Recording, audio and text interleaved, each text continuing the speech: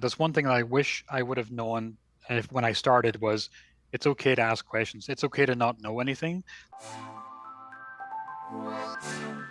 Welcome to the Food Grads Podcast, the podcast that takes you on a fascinating journey into the hearts and minds of the amazing people who work in the food, beverage, and agricultural industries. My name is Veronica, and I am a PhD candidate studying fat-based food emulsions. On this podcast, we share insights from professionals at all stages of their careers.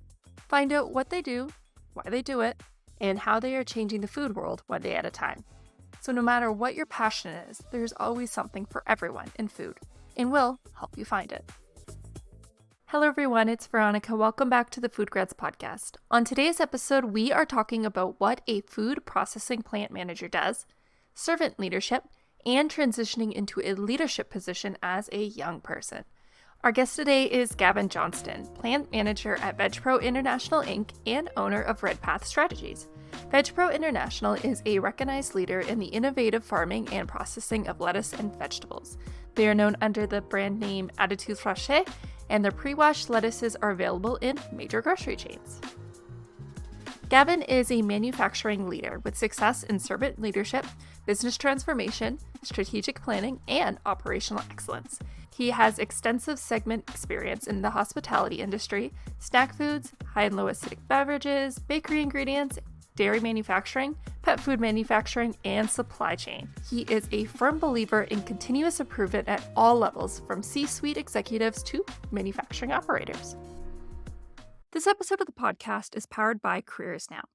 Careers Now is Food and Beverage Ontario's multi-year workforce development initiative that is connecting students and job seekers with employers in Ontario's food and beverage processing industry for exciting career opportunities. Check out careersnow.ca for more information on exciting jobs, career information, industry mentors, and training opportunities for professional development. Hello, Gavin. How are you doing today? Hi, Veronica. I'm doing good. Excellent. I'm so happy that you are going to be able to come on the show. Somehow, some way, I've managed to get to this many episodes of the podcast, and I've not had a plant manager come on the show, which is one of the jobs that I'm always trying to promote. So I'm so happy to have you on the show, and thank you for coming. It's a pleasure to be on the show, and I'm looking forward to giving my perspective on what a plant manager does. Perfect. Well, with that being said, I guess we can just dive right into it. Let's first talk about you, and let's first talk about where you work. So tell us a little bit more about VegPro. So VegPro. I've been here actually. This is a really good time to interview because this is my week number 7 at VegPro. So I'm a brand new hire. So just to give you a little bit of context with VegPro, they were a company. So they're Canada's largest vegetable producer, and they started back in the 90s. So there's 3 manufacturing plants that the company has. They have one in Sherrington in Quebec, which is their biggest facility and their original. They have one in BC, the plant in BC that I run, and there's one in Florida. So they typically do, in the plant that I run here, they do a lot of leafy greens. So if you go to Save-On Foods or Costco or Walmart and you see the like spring mix kits, we produce that. So we have farms on our manufacturing sites are adjacent to. And so we harvest, we cultivate, we harvest, and then we package the leafy greens. So yeah, and so that's basically it in a nutshell. And then we have a plant down in Florida as well that they do the same. They do leafy veg and also root vegetables. Wow, that's amazing. That's Yeah, so cool to have the growing on the facilities, but I will say from personal experience, I'm very familiar with your products. I do eat them, so that's good. awesome. That's awesome. One of the reasons I wanted to get you on the show is, again, because you're a plant manager. So would you be able to speak to that role and what that entails? Sure. So that's the nicest thing about the job title as plant manager is, and I think every plant manager will agree with me that no day is the same. Every day is different. So, but at a high level, typically the average plant manager would have kind of full responsibility of profit and loss, so P&L responsibility for the performance of the manufacturing site. So in my role, that would be the same in my role, and then also the plant manager would lead different managers in the plant. So, a plant typically comprises of a food plant typically comprises of a team that has a quality manager, a warehouse manager, a maintenance manager, and a production manager. So the plant manager is basically responsible for making sure the plant is performing to the expectations, but also that the managers are performing to their goals and objectives as well. Okay. So, like you mentioned, is that the no 2 days are the same. And I can also say that it is correct that plant managers' roles will vary depending on the size of the company because you have one facility, they might be the plant manager, but also the production manager, and then everything else. But once you get to a more, maybe larger company, these roles start to become more like a leadership role, maybe less tangible. Correct. So, I mean, that's in my career so far. I've worked for both. I've worked for smaller sort of startups where I've been the I've been the production manager, and I've also, in the same process, I've been taking pallets out of a truck. So I've had many hats. And then with this role now, it's a larger organization. So the roles are definitely more defined in terms of responsibilities. So in my role, the average day would when I come into the plant, usually I do a walk around with my team. I check in with the sector managers and then making sure that the day is starting well, any issues that have to be addressed for the startup. And then I would, after that, take a walk on the floor, on the shop floor, and check in with the employees. So that would be the average morning, and then obviously, as the day progresses, you're brought into different meetings. So, for instance, my this week here, I have meetings on talking about plant efficiencies, talking about capacity planning. So, what does next year look like in terms of new customers coming on board? Wow. Wow. You say it so simply, but at the same time, I can imagine there's so many moving parts that I've always thought this role seems like one that's so difficult to do because there's the day to day that you have to keep up with the production of the day, but then there's also this long term planning that also has to be implementing and balancing the two. I can imagine can be quite difficult. Right. Yeah, and that's another good thing as well. Well, another challenging thing is, part of a plant manager role is you have to prepare for future states, but in the manufacturing environment, there's never a good time to make change. Even right now, in my current role, we have to plan further down the line. Is how do we, get more customers, get more volume. At the same time, you have a sales team that are going out and aggressively getting new customers. So you have to plan for the future, but then you also have to make sure that your plant is ready to react to new volume coming in right away. And that's why I say like no 2 days is the same because every day there's a different challenge, there's a different opportunity. That sounds like an exciting role. And I wanted to take it a step back, though, and talk about how you got here, because from my understanding, you got a degree in food science. And I feel many individuals who go into that profession, or pardon me, go into that education, have dreams to become food scientists. Now, that might have been the case for you or may not have been. Would you be able to walk us through a little bit why you decided to get into this field and maybe some key steps that have been along the way? Yeah, so and it'll be interesting because I am the furthest from a food scientist as you would imagine. So, and one of the funny elements was when I graduated, I can remember having a conversation with my microbiology professor, and he had told me at the time that if you get a job in a lab when you go out into the workforce, I will deny all evidence that you ever came to this college because I wasn't a science focused student. I wanted to so part of the sorry, I'll back up. Sorry. I studied food science at the Scottish Agricultural College. So at the time in the early 2000s, food science wasn't really wasn't really a popular subject, and I'm not too sure why, but it wasn't really a popular subject. So there wasn't a lot of like my class in Scotland. I was with four students. So in the whole of Scotland, Oh there my was four gosh. students doing food science and technology. But at the time, the course was food science and technology. So I was more interested in the technology slash engineering side.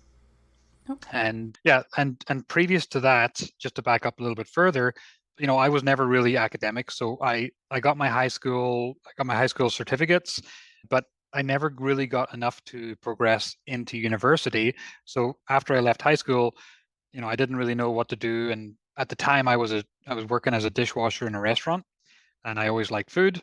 So I went to my local community college, and I got what's the British equivalent of a Red Seal. So I got a Red Seal certification in culinary arts. So I spent 3 years learning how to be a chef, and that kind of stood me in good stead for the start of my career. And that 3 years studying culinary arts kind of propelled me into getting a placement at the food science program in Scotland. Yeah, and kind of interesting enough, like my father, my dad's been in the food industry for probably the good part of 40 years, just over 40 years now. So he went to the same college, the same campus, the same school. So when I was in my first and second year in university, I was using the same equipment that he would have been using in the mid 70s. Wow. Yeah. Yeah. Wow. That's sorry, I'm having flashbacks to my own university when we were Yeah. still using some chemistry equipment from the 60s. Love it. Oh wow. Okay, so that makes a little bit more sense. It again, you are right. Food science has definitely grown in the past, I'd say decade. Even when I applied for food science in high school, it wasn't really well known. Like there was definitely there. I feel it's maybe just the shifting dynamic of switching off of food being treated more of the food processing, and then you had the agricultural side. So if people thought of going into food, they would think egg or chef. So that makes sense. It's kind of funny to hear your professor tell you that. Usually you would have professors that are very encouraging, but I guess Well, here we are. and that's the best thing about where I went to. Like I said, I had four students in my class, and it was a smaller campus, and it was an agricultural campus. So on where I went to university, there was ag science, there was sports science. We had active farms, so we have a dairy farm, chicken processing facility. So it was very it was very agricultural based, and the classes weren't massive. So I think the biggest class size I had was maybe 50 or 60 students. So so the professors and the college and the teachers, they kind of all they knew everybody. So there was a kind of close knitness to it. So when I say about the professor, like we were pretty we had a pretty good relationship, and so we kind of knew he knew my strength, and he knew my weakness. So it was it was a fun time to be a part of that college. So That's wonderful. I think that's still a little bit the case with a lot of food science programs now today, that it is on the smaller side, just it's kind of how it is. I feel it's growing for sure. There's definitely more universities and colleges that are starting to offer these types of programs, but I think that's great that you can have it really goes to show how your university or college life can really play a role in how you have those relationships with your professors and being able to speak with them. You might have not gone in a certain path had you not had those conversations. right, exactly. And that's the one thing that I've always been puzzled with is, and for students listening to this podcast is I was encouraged to get into the food manufacturing business because my dad said that it's pretty much a recession-proof industry. So if you if you're able to get a job in the food industry, you have a job for life. And I've certainly witnessed that in I've been working now for it's probably going to be 20 years. So I'm kind of, not midway through my career, but I've always experienced being able to have a job in the food industry. And specifically, I have experience in the dairy industry. So, my dad was in the dairy industry for most of his working life, and I spent the good part of 8 or 9 years in the dairy industry. That is for sure, I would call it a recession-proof, especially milk, a recession-proof industry. And so I've always wondered, where's the gap between getting more students to do food science and encouraging it in high school and opening it up as a really good, viable career choice. Well, that's here where Food Grads is trying to help bridge that gap there because I think the only reason I came into contact with food science, even though I did do a chemistry degree, but the whole food industry was watching the Food Network. And then there was also this one show called Recipe to Riches.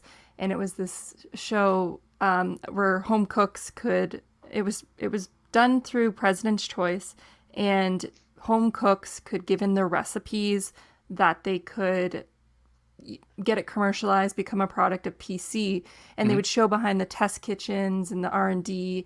And it never occurred to me that, oh, these are the individuals that are making the foods. Now, of course, it's the product development side, but then it kind of opened my eyes, all these different things on television. And I kind of put the pieces together. But when I was in high school, no one ever told me. There was no guidance counselors. I kind of Hmm. figured it out on my own. Right. And it's funny. I had the same when I left high school, and I'm going, oh my goodness, I don't have enough credits to get into university. What the heck am I going to do? Am I going to be a dishwasher the rest of my life? And so I was trying to figure out what am I going to do, and that's when I had the conversation with my dad, is saying, his words were, well, I went to university in this place on the west coast of Scotland. You should check it out if it's still there. And lo and behold, it was still there. But nobody ever sat me down and said, hey, there's lots of good jobs and good professions in the food industry. So it's definitely it's a challenge that I think the food industry should be tackling more, is getting into high schools and showing students that there are so not just plant manager roles, but there's so many variety of roles in the food industry. For sure, I definitely have to agree. And again, I hope Foodcrafts is going to help tackle that. But Yeah. um, bringing the conversation back onto you because, again, you mentioned that you have done a lot of work in dairy. You've done Mhm. plant supervisor and such. I wanted to talk about just the feelings or like how did those first roles come to be? Like, how did you find you decided you wanted to go into becoming a plant supervisor? What choices did you make that this was something you wanted to try? And then maybe you could walk us through what a starting off plant manager might look like, someone new in their career. Okay. So I'll start with the first question. So what got me into being a plant supervisor? Well, I came to Canada in I came to Canada from Northern Ireland in 2006, I believe. And at the time, coming into Canada, I just needed to get a job. So, as I said, the food industry, you always have a job. So I went back to my roots and got a job at Cactus Club as a chef. So I I chefed there for probably about 6 or 7 months. And then I was able to get a position in the food manufacturing industry as the R&D manager for a company called, at the time it was called Sandell Foods. And they their their product was they made glacé cherries and pie fillings for Save on Foods or Safeways. It's kind of like the bulk apple pie fillings. Mm-hmm. And so I got a job there as the R&D manager, and I was there for about 2 years, and which is good because it kind of, it that role really focused on my culinary skills, on how to develop recipes and how to scale them up and whatnot. But there was always something missing that I believed I wanted to keep trying. Like I wanted to try something new, and I wanted to lead people. And I didn't have an opportunity at the time to kind of lead a team at that role. And the interesting thing about that role was when I was an R&D manager was the company was going through a bit of a transformation. They had bought a manufacturing plant in another city, and they were just in the process of moving.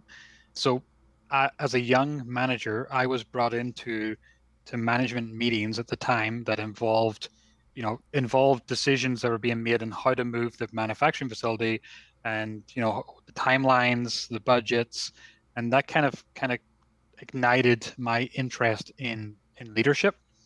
So, I started looking, and there was an opportunity to be a plant supervisor for a dairy plant in Burnaby, British Columbia. And so I interviewed, and of course, I didn't think I was going to get the role because I didn't have any experience.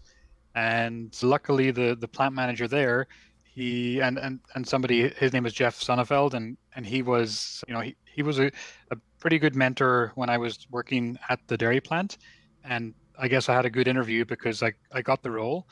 And so I spent a good part of 5 or 6 years as plant supervisor.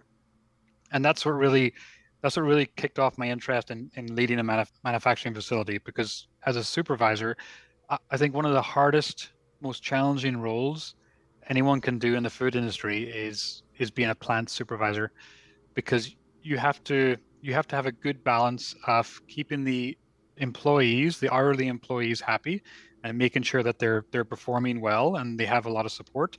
But then you're also stuck in the middle where you have to keep the management happy. So I had many great years as a supervisor, but I definitely wanted to keep moving up the ladder, because I couldn't see myself doing it for longer than what I was doing it for. And then what was the second question was, now that I've been talking too much. I was so caught into your story that I'm just Yeah. waiting for the next. What's that pivotal moment? But no, I was, I was asking about how was it being so for many going into a leadership role? Is that something new? Mhm. How did you develop those skills? So you mentioned that middleman keeping everyone happy. Yeah. How did you develop those skills, and what exactly are they? Like keeping someone happy is it's not a very tangible thing to say. So Yeah. my question is, what skills did you build and how did you do them as someone who was new? Well, the best advice I ever got on that was ask way too many questions. When I went into, so I was actually, is a good, I'll backtrack. My first week or week and a half of being a supervisor, a plant supervisor, I was almost ready to quit, because I was so overwhelmed with what the responsibilities entailed. So, my first couple of days, I was kind of shadowing the lead supervisor, and it was a very intense first impression of what a supervisor does, but it was focused on seeing what the supervisors do for managing schedules. There was a lot of Excel work, there's a lot of efficiency calculations.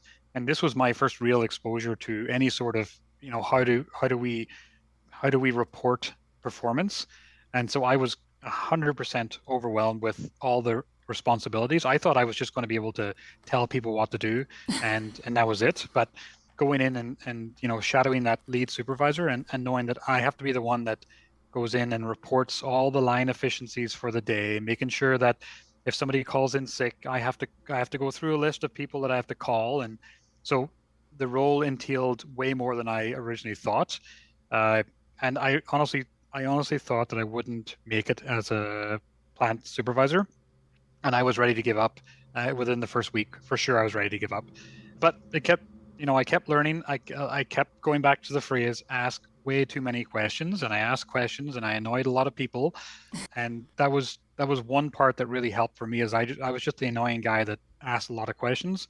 But then the other the other part that I really enjoyed was, if I didn't know something, I would just go on the floor and just ask the employees, how do we do it?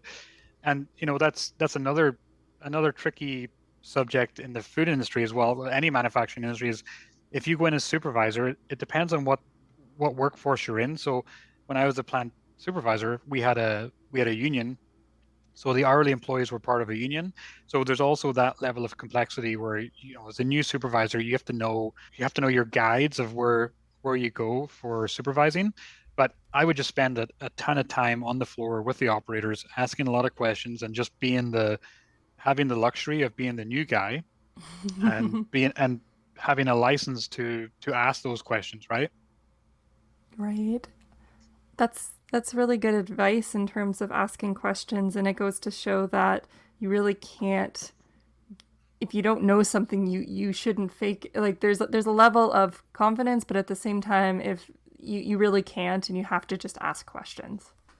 Yeah, and that's another element that, as you later in your career, as you develop and you forge relationships and you get a little bit more confidence, that's one thing that I wish I would have known when I started, was it's okay to ask questions. It's okay to not know anything. Like when I was a young supervisor, or even a manager, like if I think back 2 or 3 positions ago, when I was, mid 20s and I was a manager, I still went into that job thinking I was God's gift to a manufacturing plant, and I was I was making judgments thinking that I knew what I was talking about, and sometimes I didn't know what the heck was going on. Uh, so, as you reflect on your career as you go through it, there's things that you experience that knowing if you knew that going in starting, you could see that if you knew that when you were a young supervisor, it would have opened up a lot more doors. But of course, that's the luxury of living a life and having a career, is you learn these things as you progress. Hello, everyone. Let's take a quick break and hear a word from our friends at Durham College. With campuses in Oshawa and Whitby, Durham College offers access to more than 140 full time and part time programs in a number of different disciplines, allowing you to develop the skills required to meet the demands of today's job market. Inspired by today's episode with Gavin, I particularly wanted to point out Durham College's Facility of Hospitality and Horticultural Science.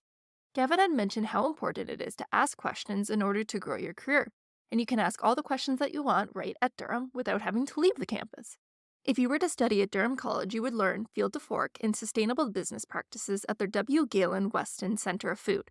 There, you would have access to 2 greenhouses and a post harvest facility, an indoor vertical farm, pollinator gardens, aquaponics, an apple orchard, a food forest, a summer farmers market, a food and beverage pairing lab, a culinary demonstration lecture theater, plus so much more that I had to shorten this list to fit it in the time slot.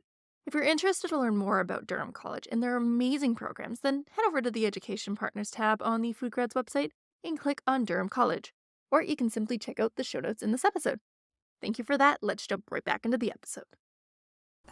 I'm still going through I'm still obviously going through my career and such, and I know that asking questions is important. I do always try to be humble with things, but I can understand sometimes where you do feel, well, I know this, and Mhm. you really don't. Yeah, and the flip side of that as well is, it's important when we talk about leadership. It's very important that you also have a manager who allows you to ask lots of questions, who allows you to feel comfortable with saying I don't, you know, and that kind of gets some of the key people in my life. They've always, they've been people who are willing to say, it's okay to feel, but you gotta feel fast and you gotta learn from the failure, right? So Mm. you it's very important. Like for me, the old school mentality of you have to know everything, you can't admit when you're doing wrong. That's kind of that's kind of fizzled out now. And the new way of running plants or running or being a leader is more about learning from what do we feel at? Like, how could we have done this better? Or, what skills do you need to fill?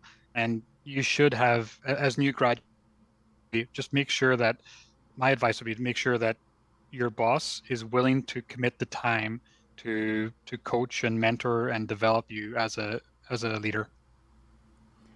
Do you mind me asking, in the case, what if you don't find that your mentor or your leader does have the time? What would be a recommendation? Well, that's a really good question. So, and I'd have to think about my in my life. So I would say one, you either start looking for a mentor outside of the organization who you can rely on to help coach you through the situations you're having at work. If you can't find anyone outside of it, then I would honestly start looking for another company where you know that you can go in there and get mentored. And that's maybe it's a bit of a controversial view, but I would always advise for people leaving university or college or school, I would try and get into a bigger organization because typically, not all the time, but typically the bigger organizations have a ton of support networks and a ton of resources that you can collaborate with.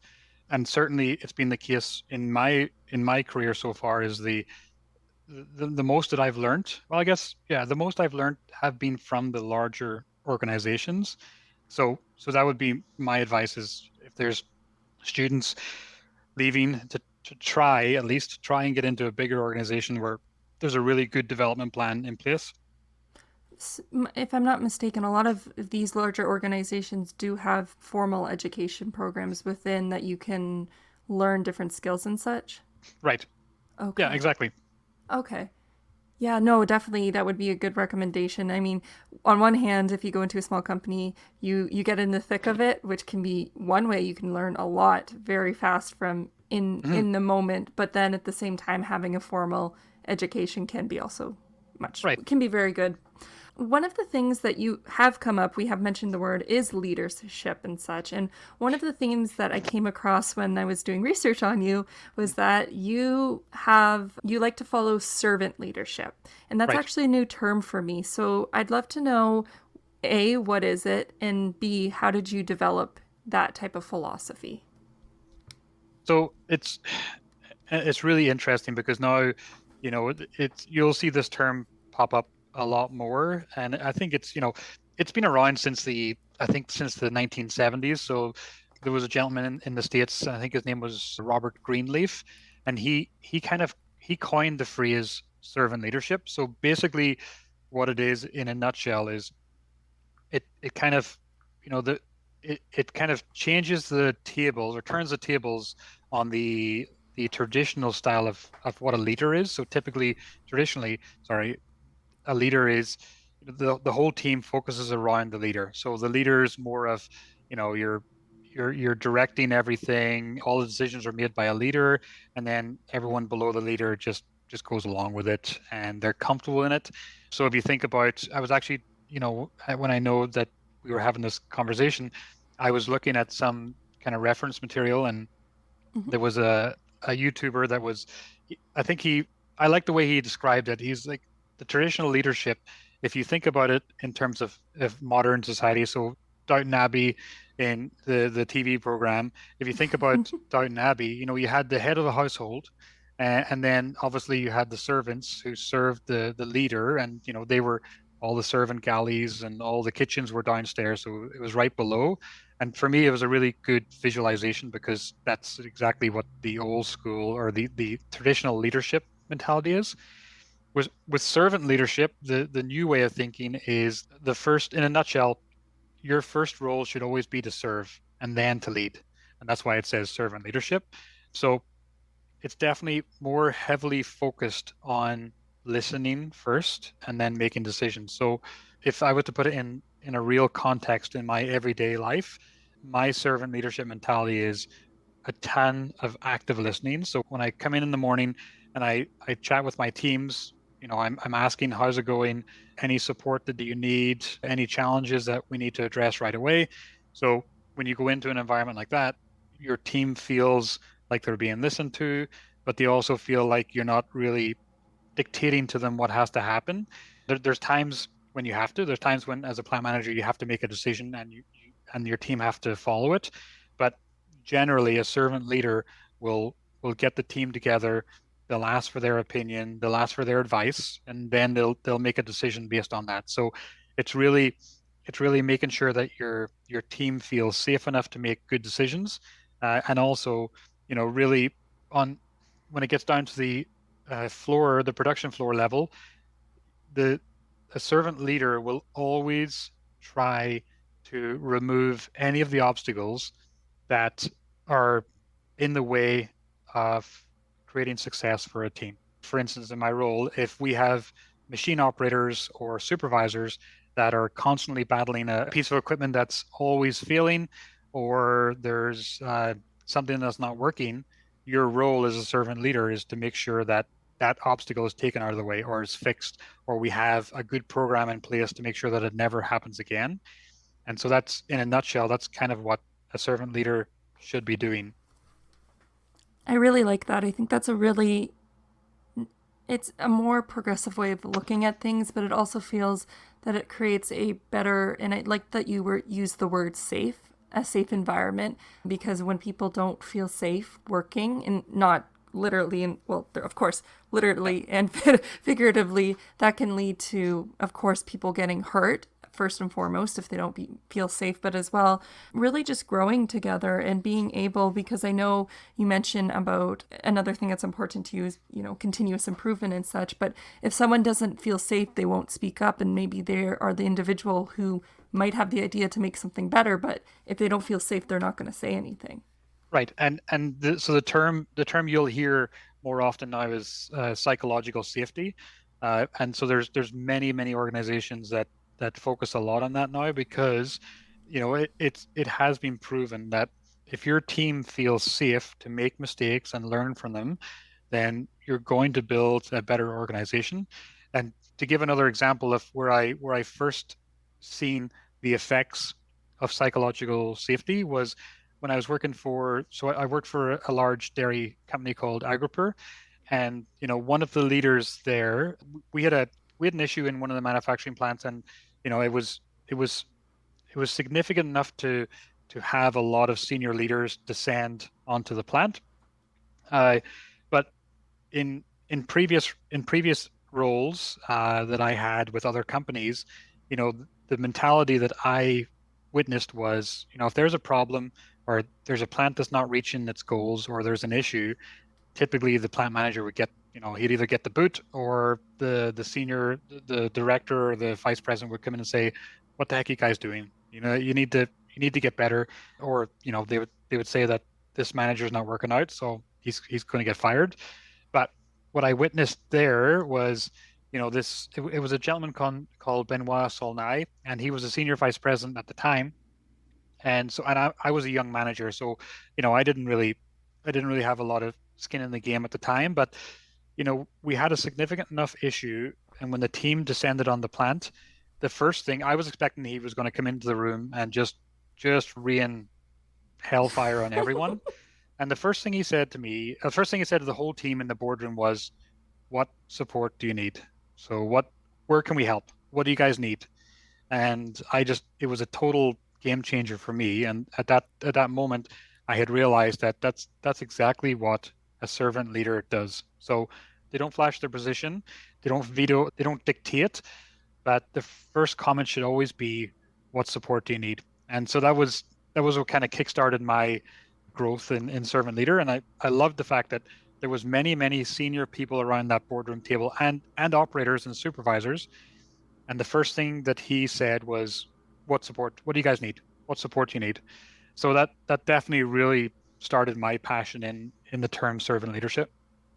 Wow. It's so great that you had that experience early on too, just to see it in action and seeing, actions speak louder. Well, obviously they were they were saying something, but the action of saying, "What can Right. we do to support you?" really became a pivotal moment. And I could imagine that, like you said, it really shifted how you approached being in plant super being a leader. Yeah, and that's the thing as well is, if I wasn't in that position, Agripur, they're one of the biggest dairy companies in Canada, and internationally they're quite significant as well. So if I wasn't in that position and I wasn't in that big organization, I think it would have taken me a lot longer to learn that skill.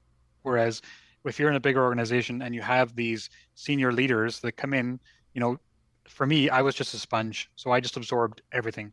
I reached out to people, I absorbed all that they were communicating, how they're communicating, what they were teaching us. So, and typically in a large organization, if you're willing to just absorb it, it's a good starting point. Amazing. And, speaking to that, because we have the audience, we've spoke about active listening, asking for support and all that, but maybe we could expand that a little bit more if you were to be giving advice. We can even go into tangible skills. What skills and qualities would you say would be essential for someone aspiring to be a plant manager? Well, first and foremost, I'm a realist, so you have to be good with the numbers. So you're as a plant manager, you have a couple of responsibilities. Number one, obviously, you have responsibility for making sure your team feel feel safe and they are developing and they have guidance and a clear path to success. But number two, as a plant manager, you have to be good with numbers. So you have to make sure that you understand what is what is driving profitability for the plant, but also where all your key metrics and how you're performing. So for instance, in this role, but also in other roles, you have to know you have to know what your labor metrics, how much are you spending on labor, how much how much does it cost for you to make your products. So in the salad industry, it's we call it bowls. So how much does it cost to make a bowl of salad? In the dairy industry, it's a pallet of milk. So I think the tangible is you have to be good with the numbers. You have to understand your financial metrics. And then once you have a good understanding of what drives those, then you have to have a good team that are going to be able to make improvements on those metrics. So, for instance, now typically around September, October time, manufacturing plants will start to develop their strategic plans for next year. So, me and in my role, we know what's driving the plant, the financial metrics of the plant. So now I'm starting to develop my strategic plan for next year. So I'll bring in my all my managers, I'll bring them in and say, okay, next year we need to improve we need to reduce overtime, or we need to improve the efficiency of the packaging lines by 5%. So in the next month or two, we have to figure out what what timelines and how are we going to achieve increasing efficiencies. So I would let the manager start working on that. So yeah, so I'm not too sure. Hopefully I answered the question, but you know, at a high level, you have to be good in numbers. You have to understand what's driving those numbers in a plant, and then you have to have the ability, or your team has to have the ability of of correcting it. If the numbers aren't looking good, your team needs to know how to correct it and how to plan on correcting it. But then you also have to make sure your team are on the right path. No, you definitely answered the question because although we do have these podcasts, we have the stories you talk about, the soft skills, the listening, and all that. There's also, like you said, the reality that you have to be good at the more tangible, the hard skills. The in your case, it would be the maths and all that, and it's just Right. making me think. I'm like, do courses or programs that maybe focus on plant management? Now I'm thinking they better have some financial type courses and to be for individuals to understand just adding numbers, looking at projections, trends, because that's very important.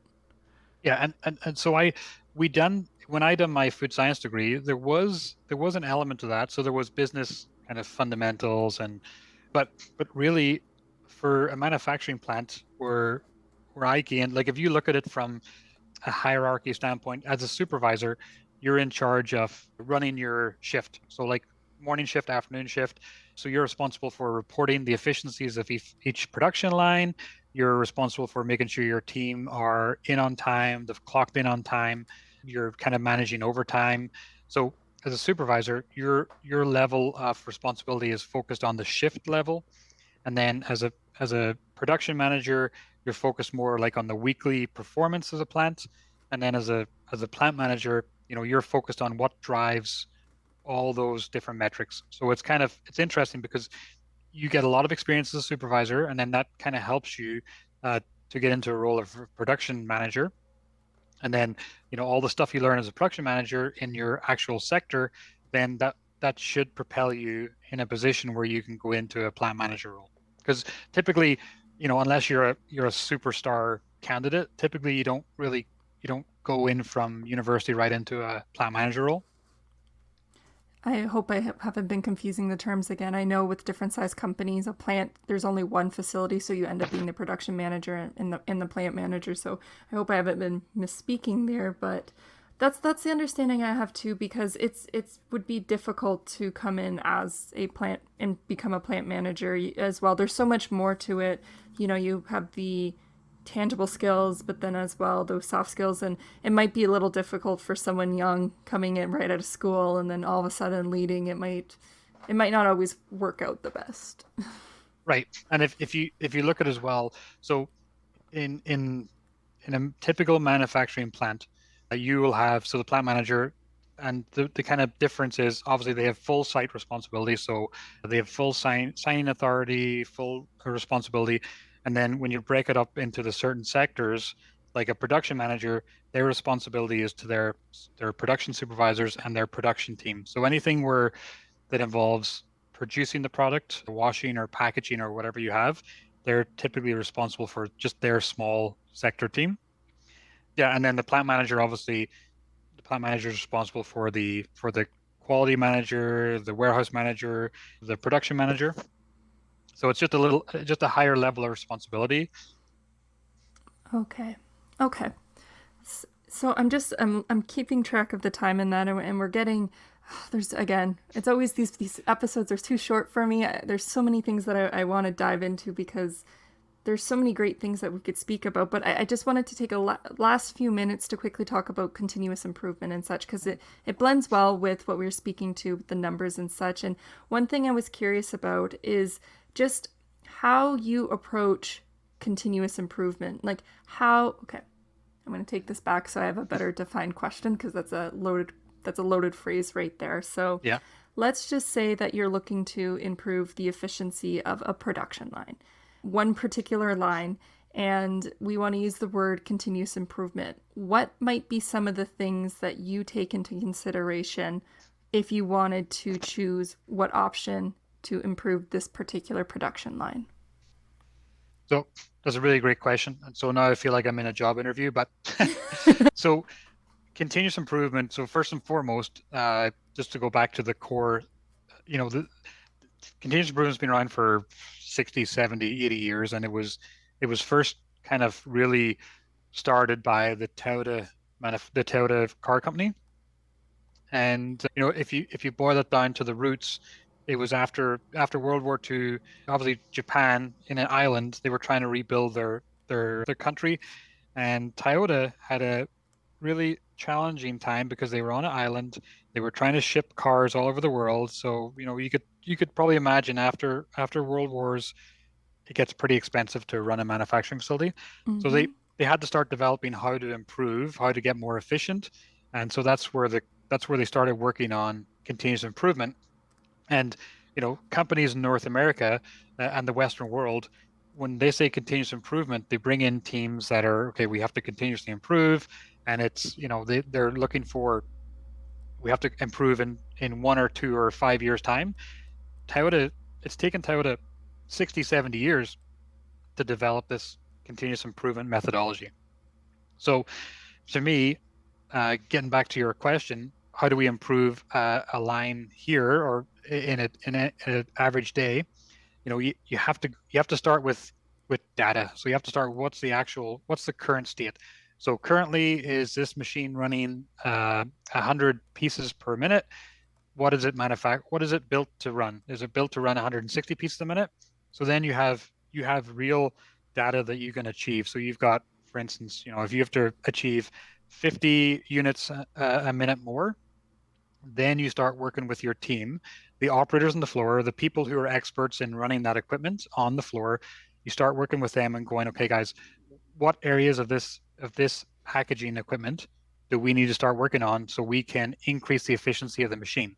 And the operators will typically they'll start listing off a whole bunch of items, and those items they start listing off are ones that have really annoyed them. So for long-term employees that have been with companies for 10 or 15 years, they'll start listing off different different parts of the equipment that haven't been fixed in years, and we just run it now, and that's the way it's always been. And so those things, as a servant leader, those things are the items that you should be fixing. And so to Mm-hmm. increase efficiency, you go and talk to the real experts who run the equipment, and you say, okay, we need to increase this packaging line by 50 jugs a minute more. And how are we going to do it? So then you start doing it in bite-sized chunks. If we make an adjustment on this conveyor line, it's going to increase by half a jug a minute or whatever you have. And so you start doing really small changes. And if you really boil it down, for me, I am in no way an expert in continuous improvement. I have a passion for it, and Mm-hmm. I have really seen the benefits in my work for it. It's if you boil it down, you have to be you have to ask yourself, are we better? And I always say this to my teams, are we better than yesterday, or are we better than last year? So if we have a line that runs at 80% efficiency, I always say to the team, okay, are we better than last year? what were we running last year? And they go, well, we were at 72% last year. Okay, that's continuous improvement. We're better. So that's one element of how to increase efficiency, but also is the key for me is it's small incremental changes. So continuous improvement is not about these massive, like we could spend $6-7 million with a brand new packaging line and we could install it and it could run way faster than what we currently do. But that's not the intent of continuous improvement. That's just you're just investing money on you're just spending money on bringing in new equipment. Continuous improvement should be okay. We have the current equipment we have, and in the current processes, how do we make the process more efficient, and how do we eliminate all the waste in a production line? Okay. Well, I love that. And it just brings to mind, I think of if anyone's aware of the author James Clear, he has the saying on Atomic Habits, it's 1% better every day. So not only does it apply to, manufacturing, but just yourself too. You don't have to overhaul your whole life in one day. Yep. Incremental bits are much more sustainable as well because you can go at a slower pace. Right. Exactly. Perfect. Well, I'm going to leave that there because unfortunately we are at the end of our time. So thank you so much, Gavin, for taking time to come on the show. I'm so happy I was able to have you come and talk about what you do. And finally, I got that plant manager on, and I hope that this really inspires some individuals who are listening. Well, it's been a real pleasure, and I've thoroughly enjoyed it. It feels like we just started talking. That's what I was thinking. I'm looking at the clock and I went, where'd the whole time go? Yeah, yeah, it's been awesome, and looking forward to hearing back the podcast. Thank you everyone so much for listening to episode 78 of the Food Grads podcast. All the notes of this podcast can be found on the Food Grads website and by clicking on the Student and Grads tab on the homepage. There you can find any notes to past or future episodes. Is there anyone you would like us to interview in the show? Perhaps yourself? Or maybe there's a certain career path you would like us to explore, then let us know. You can email me at veronica.hislop, Hislop, @foodgrads.com, or reach out on any of our social media channels. I can't believe I managed to get to 78 episodes on this podcast and have never interviewed a plant manager. Not sure how that happened, but Gavin was a great individual to speak to in order to break that streak. It sounds like being a plant manager is a massive balancing act. For example, you need to balance the needs of the day-to-day with the plans of the year-to-year. But not only that, you have to balance hitting key performance markers to keep upper management happy, but you also have to keep those that work for you happy as well. So managing those interpersonal relationships. And because of this, I've always thought that individuals who are plant managers are just quite amazing, frankly, like simply put. Though prior to speaking to Gavin, I had never heard of the term servant leadership. But you know what? I really like that approach to things, putting people first and supporting them so you can raise everyone up together. But again, being a plant manager sounds like a tough job, and I commend anyone who's able to do that, like Gavin. Though reflecting back on this episode, I think that Gavin's advice is something that can be applied for everyone. And it's something that can be applied to all types of managers. Always be open to learning, always be curious, always pay attention to everything that's going on around you, and of course, ask questions. Anyways, that's it for this week's episode. Thank you everyone so much for listening, and I will see you next time.